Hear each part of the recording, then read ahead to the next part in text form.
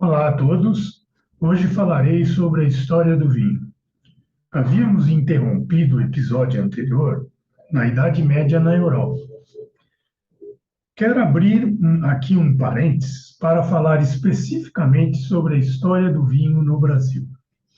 Este tema foi a sugestão, aqui nesse canal, do colega e amigo Júlio César, a quem eu agradeço, pois, ao pesquisar o assunto para trazê-lo a vocês, me deparei com uma história fascinante e incrível, e por isso resolvi abrir este parênteses. Precisarei de 2 vídeos para detalhar esta verdadeira saga, mas tenho certeza que vocês gostarão bastante, e, portanto, peço que assistam aos 2 episódios. A história começa com o descobrimento do Brasil. Em 1500, a esquadra de Pedro Álvares Cabral, composta de 13 naus, trazia em uma delas 65 mil litros de vinho português, para ser utilizado nas missas diárias que ocorriam durante a viagem e também para o consumo da tripulação.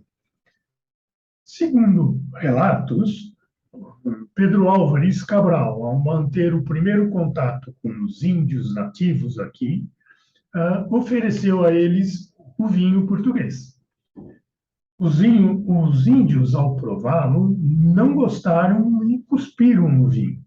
Provavelmente esse vinho devia estar azedo, estragado, afinal, tanto tempo no mar, né, sob agitação de tempestades, umidade e armazenamento inadequado, deve ter estragado o vinho.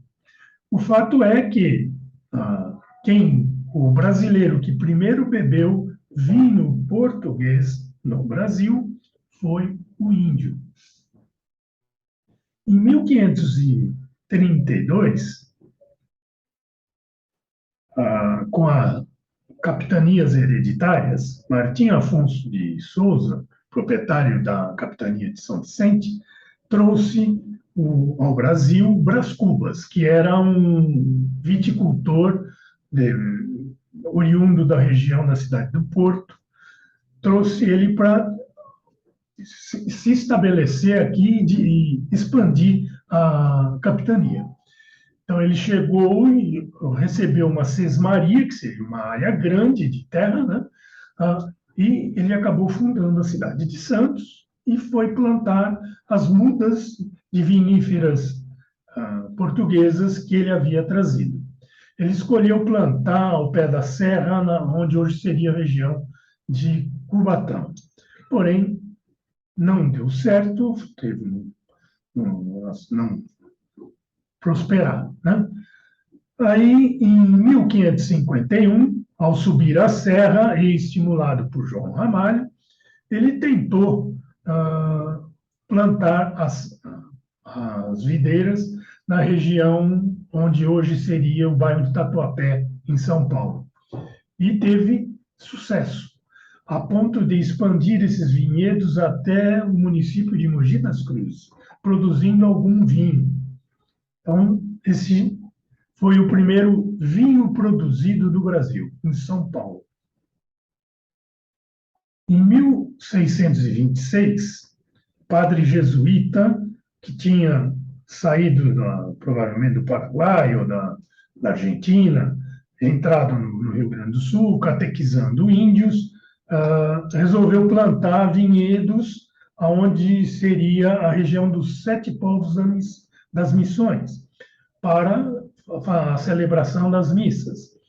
Plantou castas espanholas e teve sucesso, produziu vinho por um bom período até que os bandeirantes os expulsaram e destruíram todos aqueles vinhedos.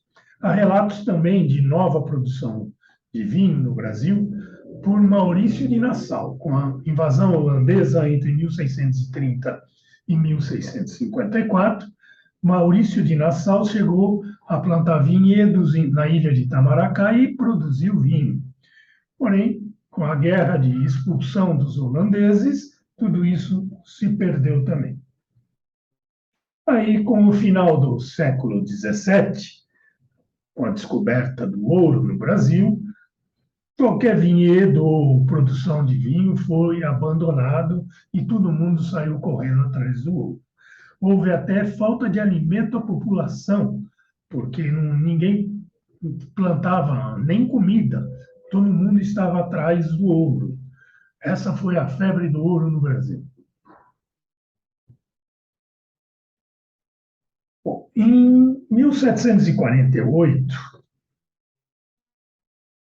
D. João V incentivou a colonização da região onde hoje é Porto Alegre, ocorrendo um fluxo de imigrantes portugueses que vieram dos Açores e da Ilha da Madeira, que trouxeram mudas portuguesas e plantaram e tiveram algum sucesso de vinhos. Esse estímulo ocorreu até 1773, onde vieram uma boa leva, porém, não foi uma grande escala de produção, era mais consumo local. A partir de 1785, por dificuldades econômicas de Portugal, a coroa portuguesa proibiu a manufatura de qualquer produto no Brasil, acabando então de vez com a viticultura brasileira, porque não podia produzir nada, isso seria uma manufatura. Tudo teria que ser importado. Qualquer coisa que o Brasil precisasse teria que ser importada. Inclusive, nos foi imposto uma cota de vinho do Porto a ser importado pelo Brasil. Com a Guerra Napoleônica e o crescimento de Napoleão ameaçando toda a Europa, D. João VI, com medo de perder a própria vida, trouxe a corte portuguesa para o Brasil. E aí, essa lei teve que ser revogada para permitir novamente a se produzir não só o vinho, como os demais produtos manufaturados. Né? Aí, então, começou a se refazer a indústria vinícola brasileira. Logo depois veio a independência do Brasil, com Dom Pedro I, e já em 1822, 1823, ele, analisando a situação belicosa que a gente vivia com os nossos vizinhos, Argentina, Uruguai e Paraguai, ele decidiu abrir a colonização das terras gaúchas aos imigrantes alemães. A partir de 1824, começou-se esse processo que perdurou até 1830.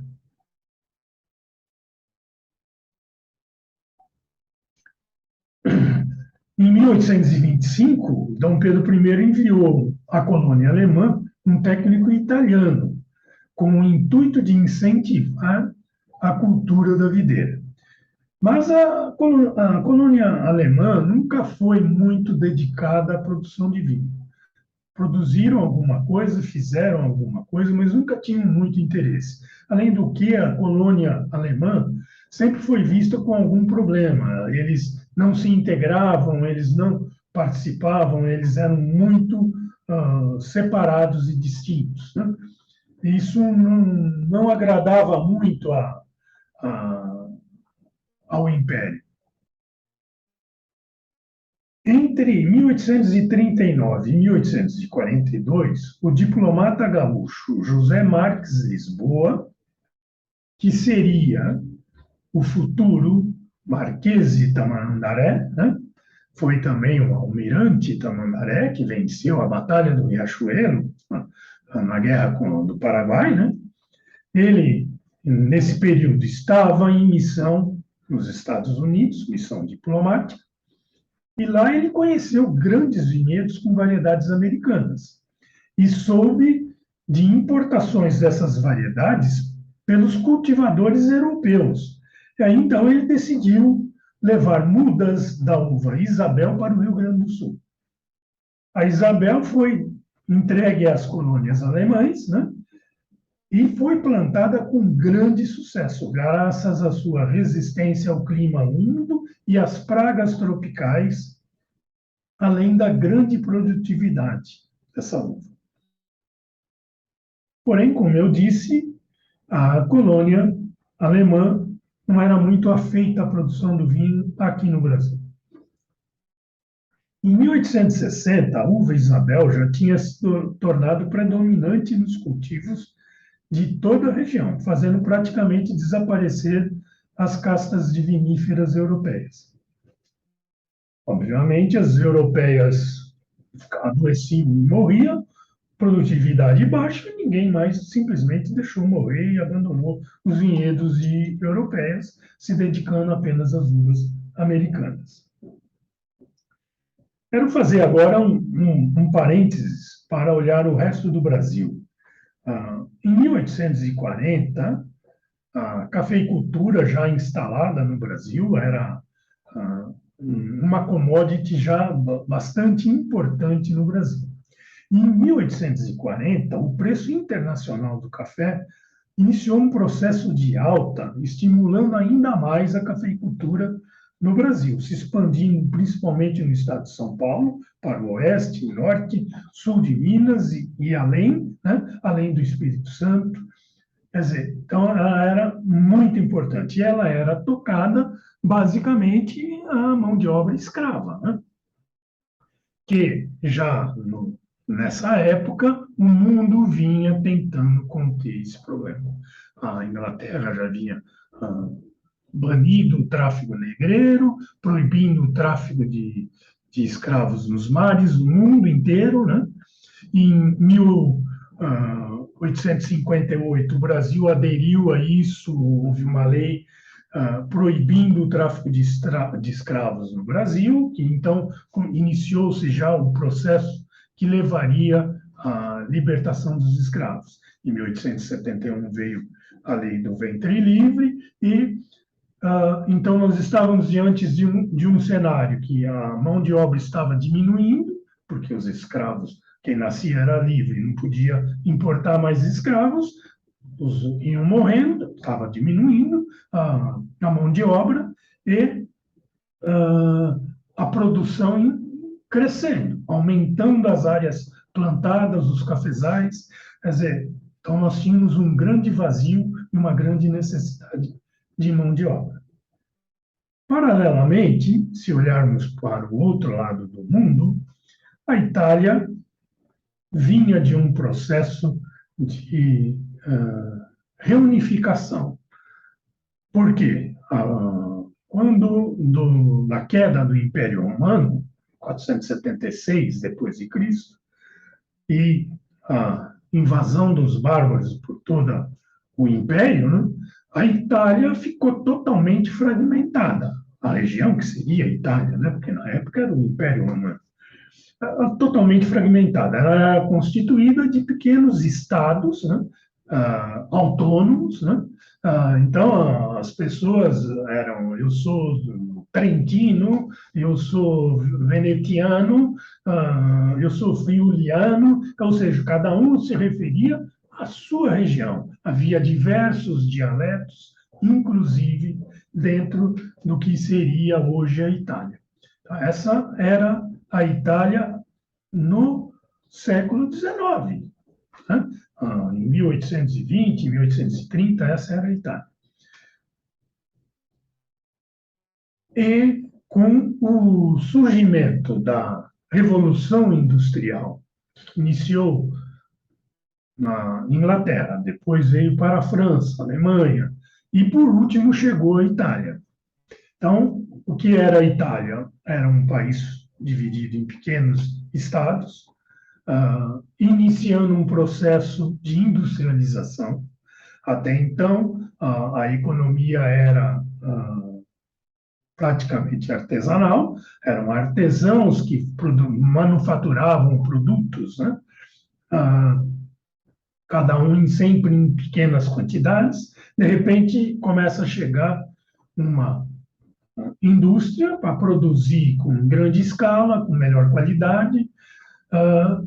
Ele começou a competir com esses artesãos, somado a um longo período de guerras pela reunificação da Itália, que só foi acontecer de fato em 1870, Essas guerras duraram mais de 20 anos, né?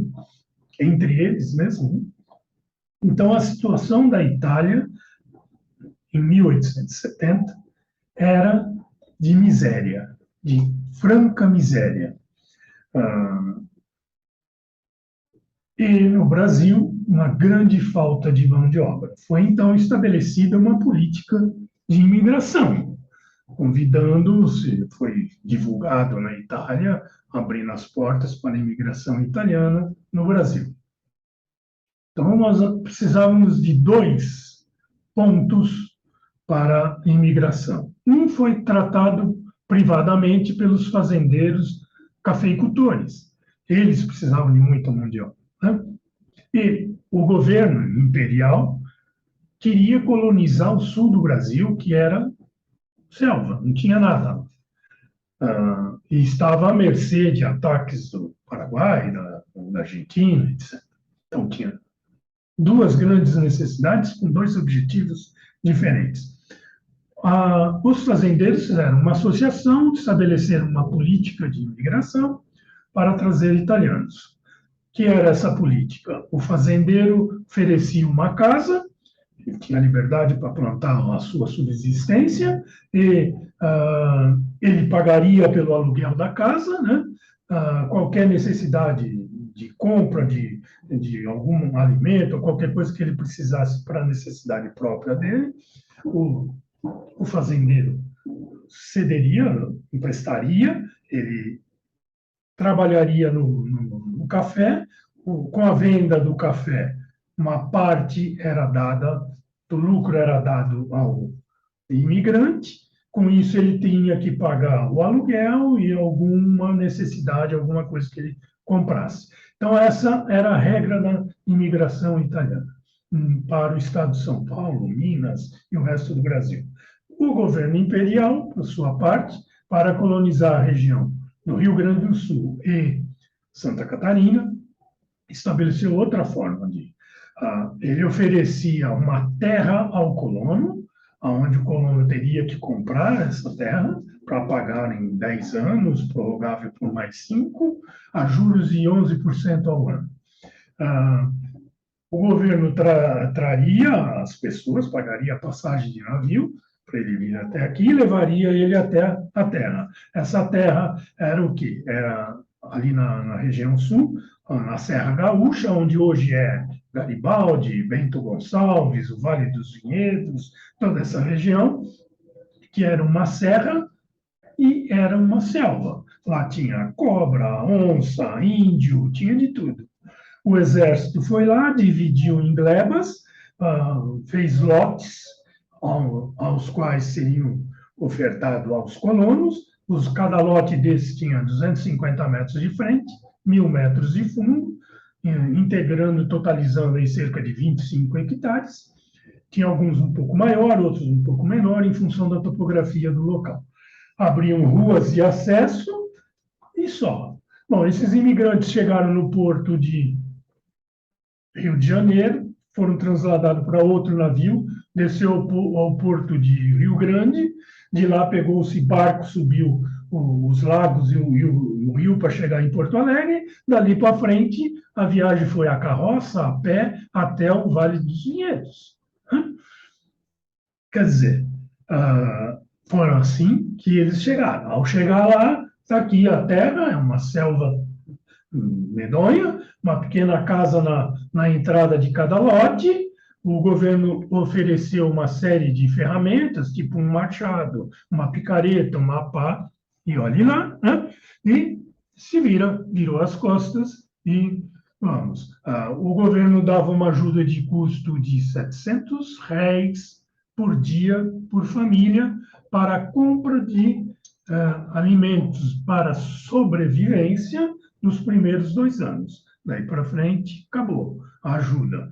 Isso daí teria que ser comprado numa pequena vilazinha, a cerca de 30 quilômetros de distância, onde tinha lá um comerciante designado que receberia isso daí. Que anotava essa conta e o governo pagava. Alguma coisa mais ou menos assim. E a família chegou ali, tinha que derrubar árvores seculares, araucárias, uma ao lado da outra, abrir clareira para conseguir uma área para começar a iniciar um plantio de subsistência. Tudo isso derrubado a machado, né? E assim começou, então, a saga dos imigrantes italianos.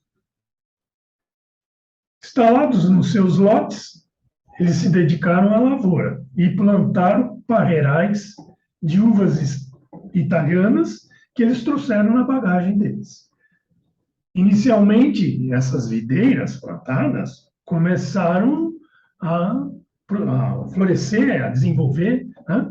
E aparentemente ia tudo bem, mas logo em seguida começaram a ser dizimadas por doenças, morriam. E aí vem a tese que morriam por filoxera. A filoxera já tinha se instalado em toda a Europa, estava no Brasil, talvez sempre estivesse, assim como estava na América, afinal, a filoxera era uma doença que veio da América, né? Portanto, a casta europeia, Vitis vinifera, suscetível a essa praga, simplesmente morria, não ia para frente. Era impossível, com o conhecimento da época, se plantar Vitis vinifera no Brasil. E aí eles ficavam sem o vinho deles, estavam desamparados, tremendamente preocupados com isso. Porém, um dos patriarcas de uma dessas famílias pioneiras, em uma viagem lá a São Sebastião do Caí, onde eles tinham que comprar os mantimentos para sua subsistência, passou por um parreiral de um dos colonos alemães, que tinham recebido já aquela casta da uva Isabel. E o parreiral estava maravilhoso, com cachos pendurados.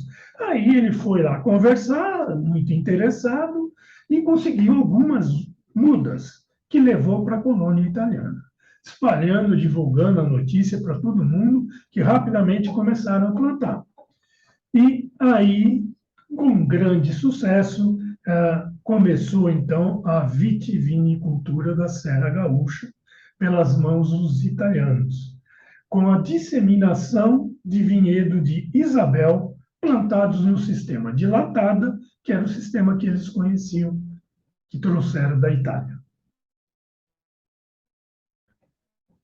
A introdução das uvas americanas, resistente às moléstias características de nosso clima, e a filoxera, provocou total desaparecimento da Vitis vinifera, porém tornou possível a elaboração do vinho e o surgimento da indústria vinícola. Dados históricos revelam que, a partir de 1879, surgiram os primeiros vinhos da colônia italiana da Serra Gaúcha, ainda que para consumo próprio familiar. Ok, aqui eu interrompo, então, o primeiro episódio dessa saga e convido vocês a assistirem o segundo na próxima sexta-feira vinda. Muito obrigado, aguardo vocês para a continuação desse episódio. Até logo.